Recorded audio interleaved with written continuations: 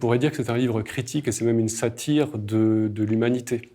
Moi, ce qui m'intéressait, c'était de montrer un monde dans lequel il y aurait deux humanités. Mégafauna se déroule il y a bien longtemps.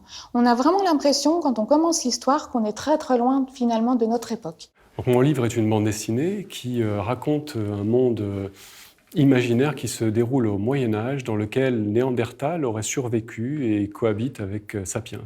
On y retrouve des sujets vraiment qui nous parlent. Et c'est certainement ça qui plaît beaucoup aux lecteurs. Parce qu'on parle d'écologie, on parle de préjugés, on parle de racisme.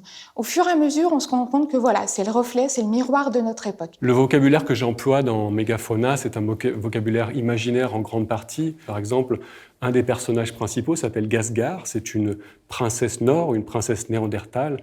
Et ce terme de Gasgar me rappelait peut-être des consonances comme Gargantua, parce que Gargantua c'est un géant et elle aussi est très grande. Et peut-être aussi une allusion à son côté masculin.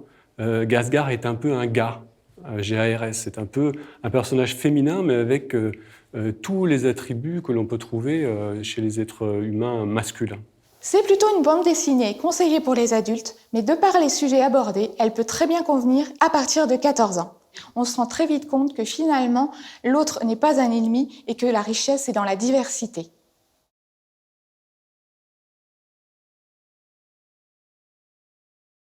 Cultura, la culture avec un grand A.